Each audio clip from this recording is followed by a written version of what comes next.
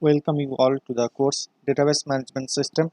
Myself, Mohammad Asifuddin Mundol, Assistant Professor, Department of Computer Science and Engineering, Narula Institute of Technology. And this is lecture number 39 of this course. I'm going to cover query processing. These are the topics which I'm going to cover during this lecture. First, I will discuss what is actually query processing is and the basic steps of query processing. Then I will discuss about overview of query optimization, then how to measure query cost, and then selection operation. So what is query processing? Actually, query processing refers to the range of activities involved in extracting the data from the database. Means actually query processing is performed by the query processor, and query processor is again a part of SQL. Query processor is a part of database language. So it's a part of database language, and that query processor performs the tasks of query processing. And in query processing, it actually refers to the range of activities which involve in extracting the data from the database. And the basic steps involved in query processing is parsing and translation, second optimization, and third step is evaluation. And this is the diagram depicting the overall process and steps of query processing. Actually, the query is inputted to the database language query processor. Means whatever the query we have written, that query is fed into the query processor. The query processor is the part of any database language. Now, before query processing actually begin, the system first translate the query which is written in high level language into a usable form. Now, a language like SQL language is actually suitable for our human purpose or human use, but actually this SQL language is ill suited to be the system's internal representation of the query. That means that actual SQL is usable format for the human being, for with the actual SQL format it is not suited for system's internal representation of the query. That is why the query language represented in the form of SQL must be translated into the query which is well suited for system's internal representation. Next, the first action of the system must take into query processing is to translate the given query into internal form. Now, this translation process actually is like similar to the work performed by the parser of the compiler. Actually, we know what is parser of the compiler. So in generating the internal form of the query, actually this parser checks the syntax of user query. Means parser will verify that the relation names, the table name appearing in the query are name of the relation in the database and so on. Means if we are using a relation name, the table name which is not in our actual database, then parser will generate an error. Then the system or the query processor construct a parse tree representation of the query, which it then translate into a relational algebra expression. So from the SQL query parser, what it will do, it will check all the syntax, it will check all the relational name whether they are exist or not, and then the system will construct a tree which is known as parse tree, which represents the actual SQL query, and then from that parse tree it translate it into a, then with the help of translator, then it translate into the relational algebra expression. So this is the task of parser and translator. Now if the query was expressed in terms, now if the query is represented in terms of a view, means not in terms of relation, if it is represented in terms of view, then again translation phase also replaces all the view by relational algebra expression that defines the view. Then after that, now in relational algebra expression, there is optimizer is there who optimize the query and set an execution plan based on statistical data. Now for that, take an example, go to the next slide. I already discussed the parsing translation evaluation technique. Just move to the next slide to discuss how to evaluate the query. Suppose this is the query which is written in SQL language. Select balance from account where balance is less than 2500. Now we have seen that in SQL a query could be expressed in several different ways. Each SQL query can itself be translated into a relational algebra expression in one of several ways. And again, the relational algebra representation of a particular SQL query specifies only partially how to evaluate a query. There are usually several ways to evaluate the relational algebra expression.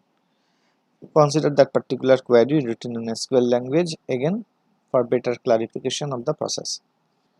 Now this query, SQL query, can be converted to either of these two relational algebra expression. That means that query can be evaluated either select balance less than 2500 project balance account, or that query can be translated into that from also pi balance select balance account. That means if you consider the first one, first it performs the projection operation on the account relation, then based on that relation it is performing the selection.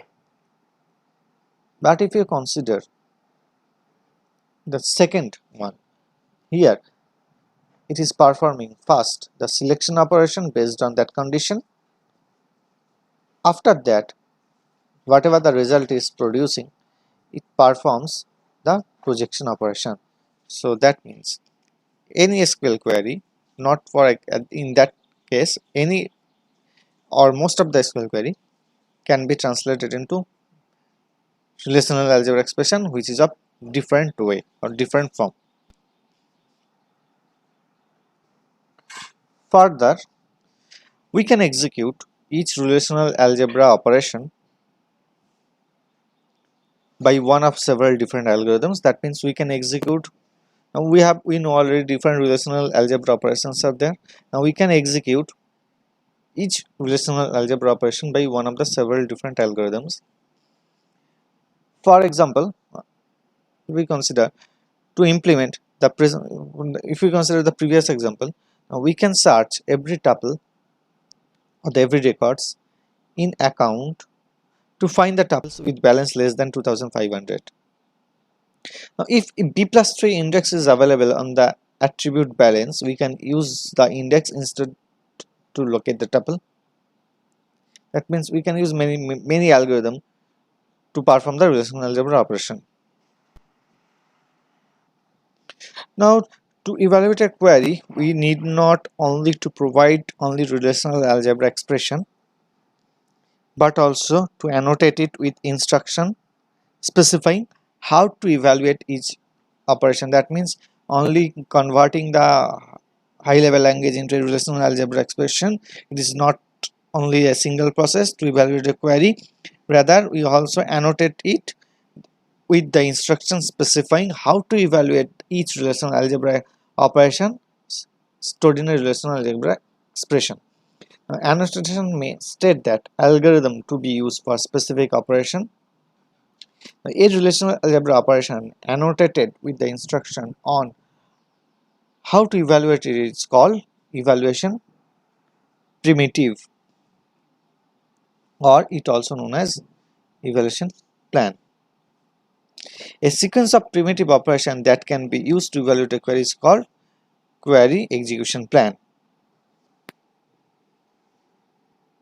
For example, we can use an index on the attribute balance to find the accounts with balance less than 2500, or we can perform the complete scan of the relation and discard the accounts with balance greater than 2500. So the thing is that the different evaluation plan for a particular given query can have different cost. So it is the responsibility of the system to construct query evaluation plan that minimize the cost of query evaluation. Once the query plan is chosen, the query is evaluated with the plan, and the result of the query is outputted. Now the measure of query cost means how to measure the cost of different types of query.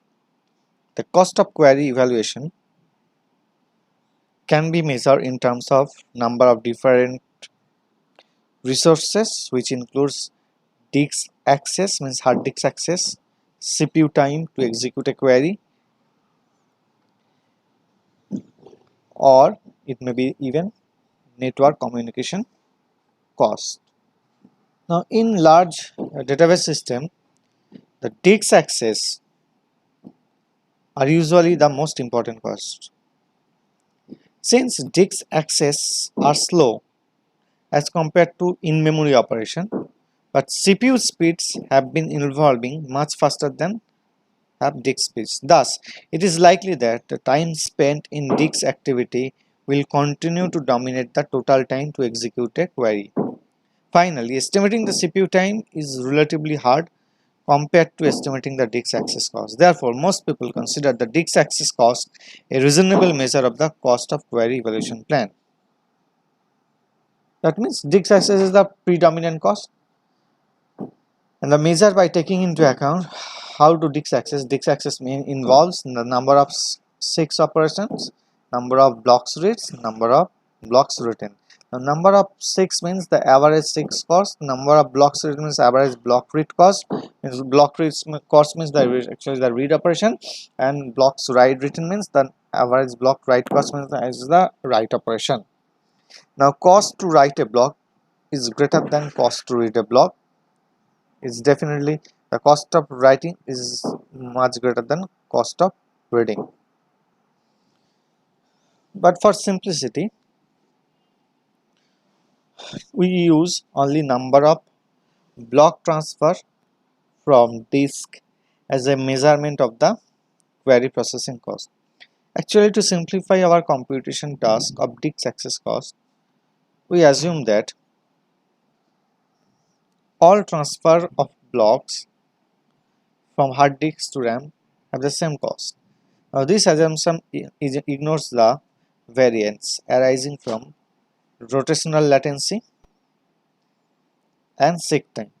Seek time basically the time that it takes to move the read-write head over the desired track on a cylinder. To get more precise number, we need to distinguish between sequential input-output operation, where blocks read are contiguous on the disk, and random input-output operation, where the blocks are non-contiguous, and an extra seek cost must be paid for each disk input-output operation. Apart from that, we also need to distinguish between read and write of the block, since it takes more time to write a block to the disk than to read a block from the disk. So basically what we are doing here to measure a cost, actually we are considering the cost of number of block transfer from the disk, and here actually we are ignoring the CPU cost. Now the cost depend on size of the buffer in memory, means while we are considering number of block transfer from disks as the cost measure, actually this depends on size of the buffer in the main memory, as we have already known that for each transaction a specific buffer associated with each transaction has been assigned in the main memory. So the cost will depend on size of the buffer memory. Having more buffer memory in the RAM will reduce the need for disk access. Definitely, if the buffer memory in the RAM is sufficient enough, then definitely disk access will be reduced. Means at a single block, a single transfer, a lot of data can be transferred from hard disk to RAM, so it will reduce the need for disk access. Amount of real memory available to buffer depends on other concurrent OS process. Definitely means the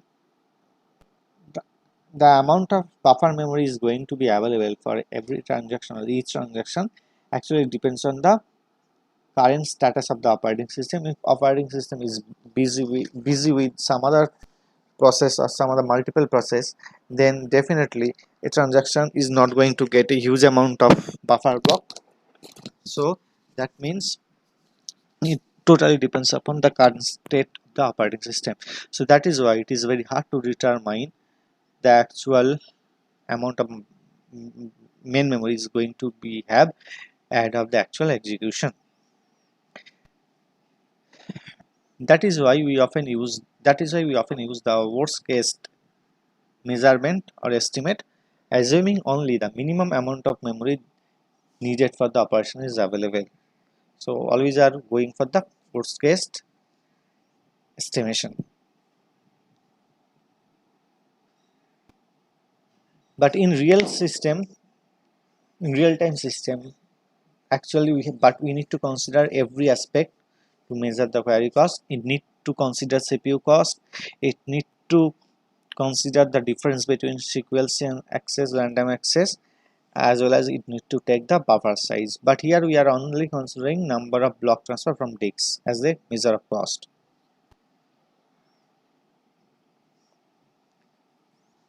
So ultimately that is how we can measure the cost of a query. Now the different evaluation plan for a given query or for a specific query can have different query cost, and we do not expect that user to write their query in such a way that suggests the most efficient evaluation plan. Rather, it is the responsibility of the system, or it is the responsibility of the query processor to construct a query evaluation plan that minimizes the cost of query evaluation.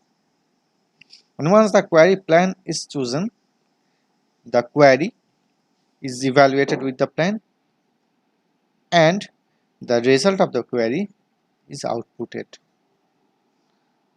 Next is the file scan operation. Actually, file scan is a kind of searching algorithm that locate and retrieve the records from the database that fulfill a selection condition. Actually, in query processing, the file scan is the lowest level operator to access the data. File scan are basically the searching algorithm that locate and retrieve the records that fulfill a selection condition. In relational system, a file scan allows an entire relation to be read in those cases where relation is stored in a single dedicated file.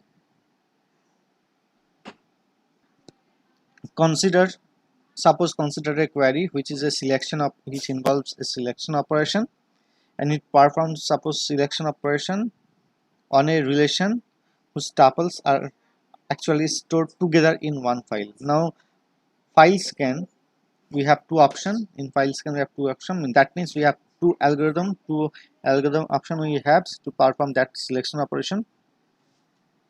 One is the linear search technique, which is known as represented in the form of algorithm A1, and the other one is the binary search technique, or it is represented as A2, algorithm A2. So algorithm A1 is for linear search and algorithm A2 is for binary search. So the first discuss the algorithm A1. Now thing is that in linear search the system actually scans each file block. That means it scans starting from starting point in continuous scanning one by one in scan each file block, and it tests all the records, or it check all the records to see whether they satisfy the selection predicate or not. Means it scan each file block and it check or test all the records to see whether these records are satisfies the specific selection condition or selection predicate. Now for a selection on a key attribute, if we are going to select, we are writing a query which are going to select on a key attribute, then system can terminate the scan process if the required record is found without looking at the other record of the relation. That means actually we know there are two kind of searching process, two kind of query are there while fetching the data. Means actually I mean to say while we are want to fetch the data from a database, that we have to use the selection query. Already we know. Now, with the help of selection query, two type of fetching can be involved. Either we can say that select all the, suppose for example, select all the students record who have secured 80% marks. And another query which involves select a particular student whose roll number is, for example, 34. So what is the difference between these two is that in the first case we have to search the entire database. For example, again I'm repeating, select all the students record who have secured 80% marks. So in that case, what we have to do in linear search, we have to search the entire record, and while searching the entire record we have to scan each record, and after scanning each record we have to check the specified selection condition. If the condition is satisfied, then it is going to be selected. And the other search selection operation is select students record whose roll number is 23. That means in that case we are actually going to select on the basis of key attribute. The key attribute here is roll number. So in that case we do not need to scan all the record starting from to the very last end, though we have to start from the beginning, but we can continue to scan each record and we are going to compare the key attribute. Whenever we get our desired key attribute matching, system can terminate the scan. The moment it will terminate the scan, whenever we get our key attribute value comparison are found. So at that moment system is not going to scan anymore, it will terminate from here. So this is actually linear search. So but we are going to consider the worst case. So in that case we have to search the entire tree. So the cost of linear search in terms of number of input output operation is BR. This is the BR, where BR denotes the number of blocks in the file. Now selection on the key attributes, if we are going to perform selection operation on the key attributes, then it have an average cost. We are going to average cost is BR by 2, but still we are going to consider the worst case, which is BR. Now linear search can be applied regardless of selection condition or ordering of records in the file or availability of indices. So definitely linear search is not a very good solution in terms of time it takes. Next is the A2 algorithm, which is binary search, and it is applicable if selection operation is an equality comparison on the attribute on which files are ordered. If the files are ordered, or ordered means they are stored in a database and stored in an order basis on a particular attribute, and the selection condition is an equality comparison or equality condition on those attributes, then we can use binary search to look at the record that satisfies the selection. That means suppose the student marks, we are ordered the record based on student marks from highest to lowest. So in the starting block, all the students those have secured 90% marks, it will come first, then 80%, like that. So that means the records are stored in a database in an order basis on a particular attribute.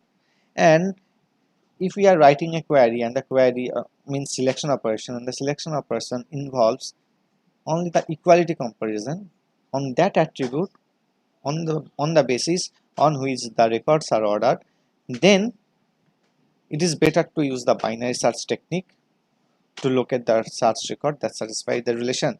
In that case only we have to use only the first part of the database, initial portion of the database, not only initially, based on if we need to display the student record who have secured 90% marks, then only we need to we only need to access the very first part of the database, not the entire part.